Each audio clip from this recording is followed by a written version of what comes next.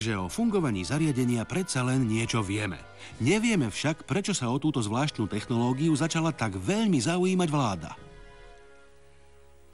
Projekt HARP sa začal realizovať rozhodnutím Kongresu a schválením finančného rozpočtu na rok 1990. V nadväznosti na to Kongres Spojených štátov nariadil Ministerstvu obrany, aby preskúmalo prípadné možnosti využitia polárnych oblastí na zdokonalenie komunikácií, letectva a vojenského dohľadu. Program mali riadiť námorné sily a letectvo Spojených štátov amerických a uskutočňovať sme ho mali my. Tesla vo svojej autobiografii napísal, že v práci ho povzbudzovala myšlienka ovládnutia prírodných energií v prospech ľudstva. Ak projekt HARP sleduje len pozitívne využitie energie, určite je jeho poslanie chválihodné. Doktora Eastlunda, veľkého obdivovateľa Teslu, však vláda z projektu odvolala ešte predtým, ako sa vedenia ujalo ministerstvo obrany. Automaticky sa propýtame, aká myšlienka povzbudzuje súčasných vedcov a vojenských stratégov. Akým spôsobom chcú námorné a letecké sily USA využiť možnosti programu. Aký prospech môže mať z nákladného projektu spoločnosť a obyvateľstvo. Patenty doktora Eastlunda uchovávala spoločnosť Arco, dnes sa na ne však prakticky zabudlo. Alebo že by nie? Ak sa chcete presvedčiť o tom, ako sa vysielače programu využívajú na vojenské účely, stačí si prezrieť patenty, ktoré nadväzovali na pôvodný patent doktora Eastlunda. Predpokladá sa, že medzi vojenské záujmy patrí premiestnenie vplyvu elektromagnetických impulzov niektorých termonukleárnych zariadení. Vysielači by mohli nahradiť rozsiahle a extrémne nízkofrekvenčné podmorské komunikačné systémy. Mohli by nahradiť radarové systémy dokonalejším a presnejším systémom. Projekt je schopný vyhľadať podzemné kryty jadrových pokusov. Môže zariadenie podobné geofyzikálnym zdroje plynu, minerálov či ropy na celom svete. Takisto môže identifikovať vojenské lietadlá a riadené strely. Tí, ktorí sa domnievajú, že bezpečnosť USA je nadovšetku bezpečnosť sveta, si podobné výsledky iste želajú. Nikto však ešte nevybudoval takýto gigantický rádiový vysielač a preto sa mnohí odborníci obávajú, či neželaných vedľajších účinkov nebude viac ako pozitívnych. V roku 1983 som hľadal naftu metódou radiotomografie o sile 30 W. Na celkovom území 29 štátov som objavil 26 naftových polí. Na prerazenie tvrdých skál mi stačila energia 30 W. Vysokofrekvenčný polárny výskumný program HARP využíva 2 miliardy wattov, ktoré za účelom pokusov prenikajú priamo do ionosféry. Nemusím azda zdôrazňovať, aké je to nebezpečné. Predstavte si, že klavírne struny sú jednotlivé zemské sféry, každá jedna struna reprezentuje molekulárne väzby. Každá z nich má svoju vlastnú frekvenciu. V programe sa vysielali rádiové vlny pod povrch Zeme. Tieto rozvibrujú všetky struny, ktoré sa nachádzajú na povrchu. Napríklad získame takýto zvuk a vieme, že ide o zemný plyn. Ďalší zvuk bude znieť takto. A nám to dá signál, že je to surová ropa. Na to všetko som potreboval len 30 W rádioenergie.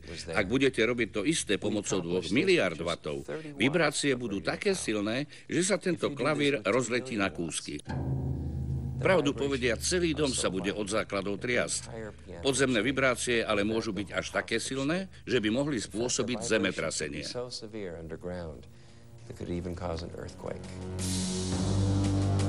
Okrem toho nesmieme zabúdať, že Spojené štáty nie sú jediným štátom na svete, ktorý sa zaoberá rozvojom tejto technológie. Napríklad Rusko vyvíja svoju vlastnú verziu a navyše aj dlhšie. Čo sa stane, ak budú aj iné národy viesť podobné výskumy? V Sovietskom zväze sa skúšky začali už v roku 1976. Ich projekt sa na svete preslávil pod názvom Ruský ďateľ, pretože jeho impulzy mali rýchlosť 10 úderov za sekundu. V októbri toho istého roku uverejnil časopis New York Times alarmujúci článok, podľa ktorého sovietsky signál nie len prerušoval na celom svete rádiovysielače, telekomunikácie, ale navyše vraj vážne ohrozoval aj nervový systém ľudí.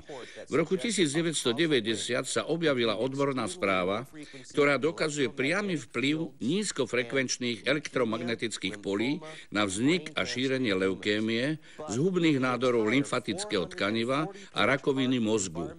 Za to však v rozsiahlom 440-stranovom posudku vplyvu projektu HARP na životné prostredie o tom nie je najmenšej zmienky. Mali by sme si myslieť, že programy zastrešené vládou a podporované miliónmi dolárov sú ako zatvorená kniha. Zdá sa však, že opak je pravdou, aspoň navonok.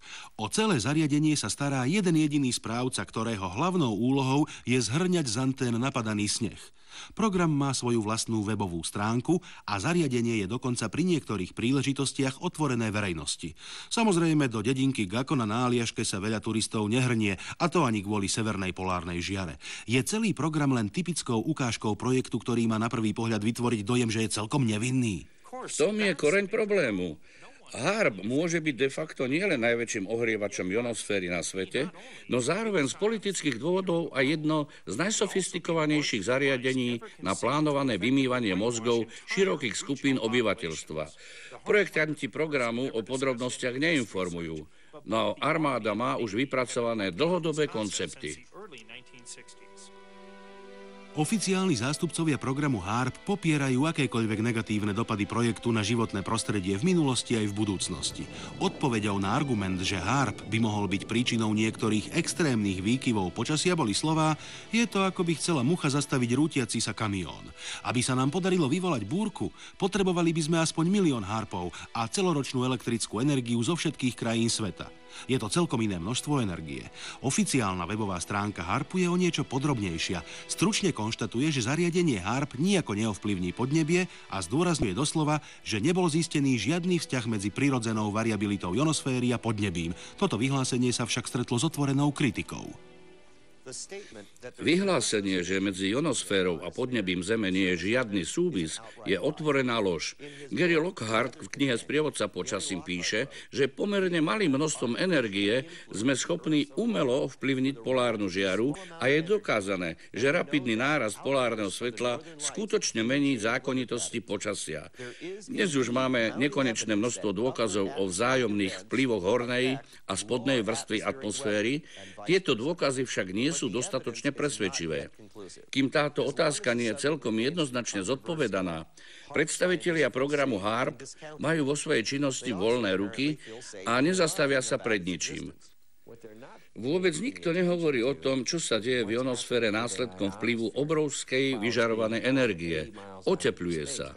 Molekuly v ionosfére nad Arktidou absorbujú energiu vysielanú z rádiových lúčov a modifikujú sa. Pokiaľ dosiahnu istú frekvenciu a posunú sa vyššie v priestore, vlny preniknú cez ionosféru a elektromagnetickým lúčom sa vrátia na Zem. Predstavovalo by to 100-násobne väčšiu energiu, ako je energia pri údere z blesku. Na Zemi by sa teda niekoľkonásobne oteplilo.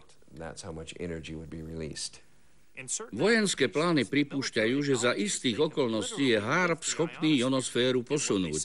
Keď však posunieme ionosféru, ktorá tvorí vrchnú časť atmosféry, posunie sa na jej miesto spodná časť atmosféry. V jednotlivých regiónoch sa zmenia poveternostné podmienky.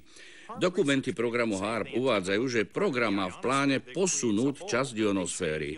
Vznikne tak diera, ktorá sa podľa ich slov za krátky čas zacelí. Čo sa však za ten čas môže stať? Práve problematika týchto dier je najzávažnejším problémom výskumného programu HARP. Už dlhší čas varuje čoraz väčšie množstvo vedcov a politikov pred nebezpečenstvom dier v ozónovej vrstve. Zväčša sa tento problém pripisuje nadmernému využívaniu fosílnych palív a iných fluorokarbónových molekúl, najmä však oxidu uhličitému. Je možné, že v konečnom dôsledku nie sú oni tým základným problémom? Pravdou ostáva, že ionosféra zachytáva väčšinu silného slnečného žiarenia produkovaním iónov. Stratosféra odfiltruje väčšinu ultrafialového žiarenia vytvorením ozónu. Práve preto môže redukcia v ozónovej vrstve predstavovať ohrozenie pre život na našej planéte. A to je len jeden dôvod, prečo je zasahovanie programu HARP do ionosféry také nebezpečné. Je to len náhoda, že najväčšia známa ozónová diera sa rozprestiera práve nad Arktídou? Nie je hlavným pôvodcom problémov s podnebím a ozónovými dierami práve program HARP, agresívne zasahujúci do ionosféry? Sme ochotní platiť stovky alebo aj milióny dolárov na čoraz drahšie prípravky a služby súvisiace s likvidovaním alebo aspoň obmedzením fluorokarbónovej produkcie údajne na ochranu ozónovej vrstvy. Peniaze sú však možno posledným vážnym problémom. Pravda je totiž taká, že život existuje vďaka schopnosti zemskej atmosféry, ionosféry a stratosféry absorbovať kozmické žiarenie. Čo ak vysokofrekvenčný polárny výskumný program HARP prekročí hranice únosnosti vysielaním energie do ionosféry? Ako vysoko vlastne ležia tie hranice? Ionosféra je dynamický systém v neprestajnom pohybe. Nikto však nemôže 100% definovať, čo ešte znesie. Niekedy chceme odhaliť tajomstvo len pre samotné vzrušenie z objavovania. Ak objavíme nesprávnu odpoveď, stačí sa vrátiť na začiatok a hľadať odznova.